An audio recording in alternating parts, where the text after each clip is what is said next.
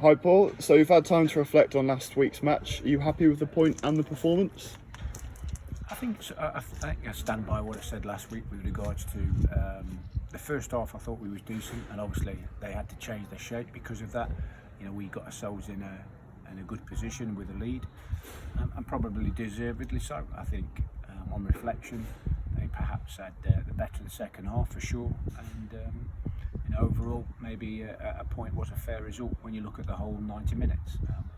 And I think with it being the first game of the season and the enthusiasm and everything else that goes with that, and it's not an easy place to go, Southport.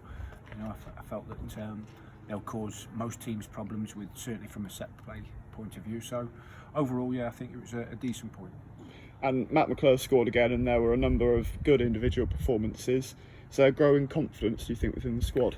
Yeah, I think we've played a number of pre-season games and fared reasonably well in those, and I know you never look into the results, but we've always looked relatively comfortable in the games that we've played, and sometimes the opposition perhaps haven't given us as big a test as what we would have liked, but we can only deal with what's in front of us. So a progression on the whole sort of pre-season, so which is what you want. And looking on ahead to tomorrow, we've got former league club York down here. What are your thoughts ahead of the match? They've obviously got one or two experienced players, one or two players that can be a handful on the day. But for me, it's always going to be about us, especially at home. It's always going to be about how we perform, what we do, and about how we sort of take the game to the opposition. And York have got a lot of injuries at the moment. Their manager said that they're down to the bare bones in their squad. How do you think this will affect the match?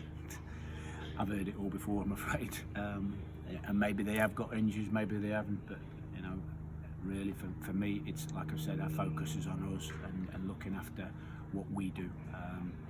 I'm sure that York have got a good enough squad to cope with one or two injuries. So it is what it is. And I think also managers say they've got injuries, and actually on the day, one or two make a little bit of a miracle recovery. So yeah, we'll see. And off the pitch, it's going to be a historic day for the club. Are the squad relishing the occasion? Yeah, I think so. I think it's always going to be exciting to come back to your home pitch after a number of years of being away.